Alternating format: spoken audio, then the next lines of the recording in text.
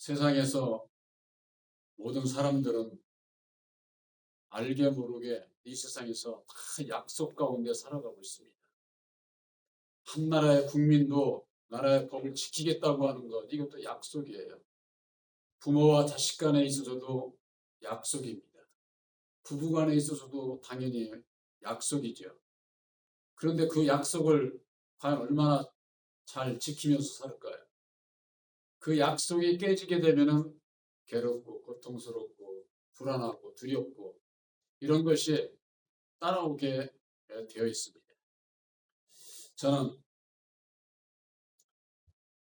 그전에는 그랬고, 저의 살아온 저것을 이렇게 볼 것 같으면은, 그렇게 약속을 대놓고 이렇게 약속을 맺어본 적이 별로 없는 것 같아요. 남과에 있어서.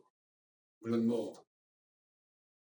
우리 가족 간에 있어서 아내와 부부 간의 관계, 그런 약속도 중요하지만 그 이외에 타인들하고 별로 약속을 해본 적이 없는 것 같아요.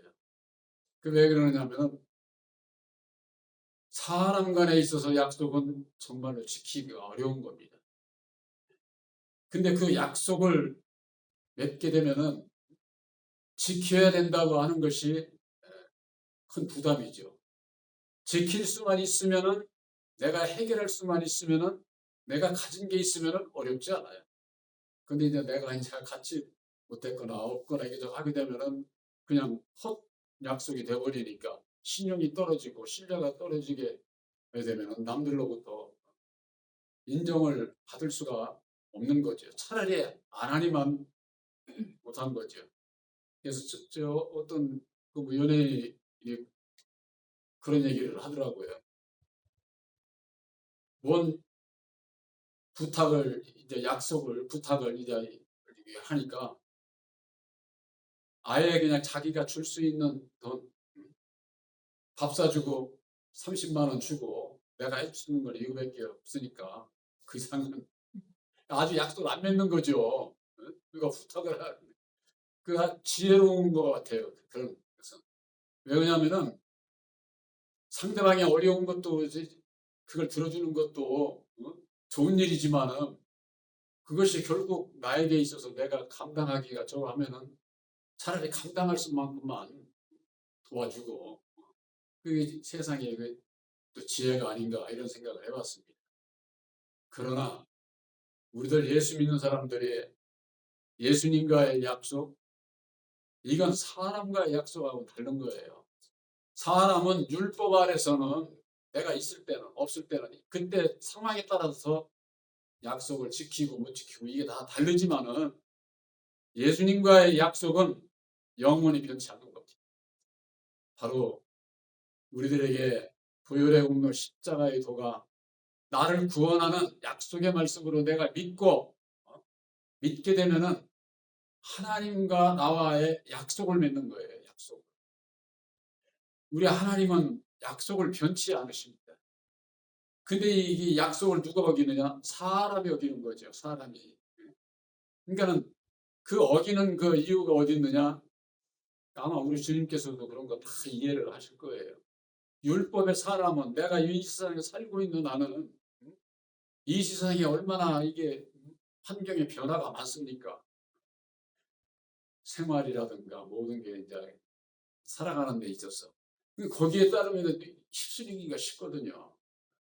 그러다 보면 우리 마음에 끌려서 또 약속을 어기게 되고 그렇게 되는 것은 우리에게 있기 때문에 우리의 연약함을 아시기 때문에 주님께서는 그걸 뭐라고 하시지 않습니다. 단지 우리들의 그 믿음이라고 하는 것은 내가 어떤 열매를 맺기 이전에 내 마음의 중심을 얘기하는 거예요. 중심을. 바로 예수님께서 이루어 주신 보혈의 공로 십자가의 도를 믿는 믿음 안에서 어떤 경우든지 주님을 따라가겠다고 하는 가야만 된다고 하는 그 믿음이 있게 되면은 약속을 맺게 되고 약속을 맺은 자에게 있어서 약속의 성령 보혜사를 보내주시게 되고 그래서 우리들이 늘 깨어 있어야 되는 것은 기도 그냥 쭉 하라고 그런 얘기가 아니라 바로 보혜사와 함께 능력을 입기 위해서 항상 애를 써야 된다 하는 그런 그 말씀을 함유하고 있는 것이다. 이렇게 볼 수가 있는 것이죠. 그래서 고린도후서 7장 1절에 그런즉 사랑하는 자들아 이 약속을 가진 우리가 하나님을 두려워하는 가운데 거룩함을 온전히 이루어야 된다고 하는 거. 그래서 천국 가는 것이 그냥 가는 게 아니에요. 약속을 맺어야 돼요. 중보자이신 예수님께서 이루어 주신 보혈의 굽는 십자가의 도가 약속의 말씀이에요. 그 약속의 말씀을 믿음으로 말미암아 하나님과 내가 하나님의 자녀로 약속을 맺게 된다고 말해요. 약속을. 그래서 이건 사람의 그런 그 약속하고는 본질적으로 다른 것이다. 이게 우리 하나님은 절대 그 약속을 뭐 거역하거나 줬던 걸 돈 뺏거나 뭐 그런 일이 없으셔요. 단지 이제 그것을 어느 정도 내가 능력을 있기까지는 우리들이 내 스스로가 깨어서 그 능력을 입어서 주님의 뜻대로 살기 위해서 애쓰는 그 마음 중심을 주님 앞에 드려야 된다 그 말이에요. 그래서 우리가 기도할 때에 한 주간을 돌아보면 우리의 부족했던 거 있는 그대로를 자복하고 다시는 이렇게 안 살고 능력을 입어서 주님의 뜻대로 살기를 원하는 기도가 바로 그거예요. 그렇지 않으면은 그 기도도 안 되는 거예요. 왜냐하면 율법 아래 매여 있는 자들은요 두렵거든.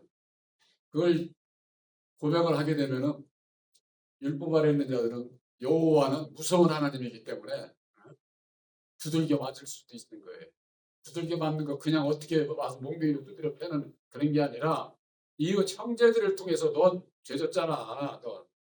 넌 그렇게 안 살았잖아. 해가면서는 정죄를 받는 걸 얘기하는 거예요. 이게 율법으로 돌로 치는 거예요. 돌로. 그러면 치는 자도 받는 자도 다 상처죠. 돌로 뭐 던지서 혼자만 상처 있나요? 던진 사람도 지나고 나면은 내가 왜 그랬지 하고 상처를 받잖아요. 이런 것들이 쌓이게 되면은 이게 전부가 다 율법 아래서 남을 괴롭히고 해치고 그런 것으로 내 이 심령에 쌓이게 되면은 오늘 낮에 예배드린 것처럼 자기의 죄를 먹고 살게 되면 그것이 쌓여가지고 어떤 환경에 대한 그냥 여지없이 그냥 예수를 믿는 자들도 내 입에서 그냥 뭐 남을 정죄하고 죽이는 일을 하고 아주 그냥 악담을 하게 되고 그런 이유가 바로 거기 있는 거예요. 그러니까 한 번 뭐 해서 그런 게 아니라 쌓이고 쌓이는 거예요. 그것이 뭐냐면은 율법으로 말미암는 능력이 쌓이는 거예요. 예수님께서 주시는 그 능력으로 쌓이면은 그 예수님께서 주신 능력으로 내가 이걸 이길 수가 있는데 이게 어느 길을 가느냐, 어느 믿음이냐 이게 그래서 중요한 것이다 그 말이에요. 그래서 거룩함을 이루기 위해서는 늘 하나님을 두려워하는 그러니까 떨림으로 우리가 신앙을 해야 된다고 하는 것. 그래서 영과 육의 온갖 더러운 것에서 자신을 깨끗히 하자. 믿음으로만 영만이 아니라 영이 달라지면 육도 달라져요. 왜? 우리들 육이라는 건 우리들 마음이 이끌고 가는 것 아닙니까? 마음에서 결정 내고서 말하고 행동하고 모든 일을 하는 것이기 때문에 그러니까 믿음이 달라지면은 행동도 달라진다 그 말이에요. 고린도후서 7장 2절에 마음으로 우리를 영접하라. 우리가 아무에게도 불의하지 않고 아무에게도 해롭게 하지 않고 아무에게도 속여 빼앗은 일이 없노라. 사도 바울의 이 고린도 교회에 마음으로 우리를 영접하라. 그러니까 이게 뭐 바울을 영접하는 것으로 이렇게 아는 분들이 많습니다. 바울이 전하는 그 말씀을 영접하라는 그런 뜻이에요. 그러니까 제가 여러분들의 은혜를 받으면서 신목사를 통해서 말씀에 이렇게 받아서 이렇게 함께 하는 것은 제가 늘 말씀드리잖아요. 신목사는 사람이야. 그러나 그 전하는 말씀이 십자가의 도안에서 합당한 말씀이면 여러분들이 아멘으로 화답을 해서 내가 받아 먹어야 영생에 이를 수가 있는 것 아닙니까? 그러니까 이 사도 바울이 우리를 영접하라 그러니까 바울과 그 제자들을 함께했던 제자들을 뭐 집에 이렇게 영접했구나 이렇게 생각하는 분들이 많아요. 그게 아니고 바울이 전하는 그 말씀을 영접하라 뜻이 그 말씀을 받은 자는 절대 불의를 행할 수가 없어요. 또 남을 속이는 일을 할 수가 없어요. 또 남의 것을 빼앗는 일을 할 수가 없다 그 말이에요. 이것이 주의 종들이 어느 길을 가는지 이런 것을 보게 되면은 율법에 종하고 진리 안에서 그 진리의 아들들이 가는 길하고 이게 완전히 다르다 그 말이에요. 그래서 우리들도 바울이 아무에게도 불의한 일을 하지 않고 해롭게도 하지 않고 남에게도 속여서 빼앗는 일이 엄밀히 말하면은요 이 세상 율법 아래서 세상 살아가는 것은요 남 안 속이고서는 못 살아가는 거예요. 모든 일에 있어서 경쟁이라고 하는 건 뭐예요? 상대방을 속여서 내가 이겨야 되는 거거든. 이 율법 아래서는 안 속을 수도 없고 남을에게 속을 수밖에 없는 이것이 율법 아래서 당연한 삶의 현상이거든요. 그러니까 우리 예수 믿는 사람들은 어려움을 느낀다고 하는 게 바로 그런 거예요. 세상 사람들과 똑같이 나도 그냥 치고받고 이리저리 속이면서 이렇게 하면은 될 텐데 그런 길을 안 가니까는 이게 어렵다고 생각이 되는 거예요. 어려운 건 잠깐이고 그것을 인해서 내 마음의 평화를 빼앗기지를 말아야지. 그게 더 중요하게 여겨야 된다 그 말이에요. 그래서 나부터 또 나 이외의 모든 사람들에게 있어서 신앙에 불의한 일을 해서는 안 된다. 불의하고 또 해롭게 하고 속여 빼앗는 일이 어디서 일어납니까? 율법 아래서 일어나는 거거든요. 그러니까 율법의 믿음 안에 있는 자는 이 길을 당연히 아주 합당한 것으로 여기고 가게 돼 있어요. 그러나 진리 안에서는 우리들은 이런 길을 가서는 안 된다고 하는 거. 이런 말씀을 하고 고린도후서 7장 3절에 바울이 내가 너희들을 정죄하려고 이 말을 하는 거 아니야. 너희들 아까 제가 말씀드린 것처럼 세상 율법의 모든 사람은 다 남들 해롭게 하고 불의한 일을 하고 속여 빼앗으면서 살아야 된다고 얘기를 하게 니들 죄인이야. 이 말을 하고자 해서 하는 게 아니다 그 말이에요. 내가 이 말을 하는 것은 너희들이 우리 마음에 있어. 바울이 전하는 예수와 함께하는 그 마음 가운데 있어서 우리가 함께 죽고 함께 살게 하려 합니다 그 말이에요. 하나님의 약속은 십자가의 도가 우리들에게 주시는 교훈은 예수님과 함께 죽는 자는 예수와 함께 산다고 하는 거예요. 이건 변할 수가 없는 거예요. 그러니까 예수 믿고 나 구원받는다 이렇게만 전하면 되겠어요? 예수 믿고 예수와 함께 죽어야 예수와 함께 산단 말이에요. 그러니까는 죽어야 되는 게 어떻게 죽어야 되는지를 말씀으로 가르쳐 주지 않으면은 영생의 말씀이 안 되는 거죠. 그 함께 죽는 그 길이 어디 있느냐? 바로 십자가의 도 안에서 율법의 정체를 밝혀주심으로 말미암아 우리가 마귀의 자식인 것이 아담의 생명 안에서 태어난 걸 이걸 깨달아 알고 우리의 인격이 율법인 것을 깨달아 알게 해주셨잖아요. 그로 말미암아 아 이게 죄의 원인이 내 안에 있구나. 내가 죄를 짓고 영원히 죽을 수밖에 없는 원인이 내 안에 있다고 하는 거. 그래서 예수님께서 너를 부인하라고 너를 십자가에 못 박으라고 그렇게 성경 말씀에서 교훈하고 있구나. 항상 말씀드리지만 자기를 부인하고 날마다 자기 십자가를 진다고 하는 것이 바로 예수와 함께 죽는 거예요. 주님의 죽으심을 본받는 것. 주님의 죽으심을.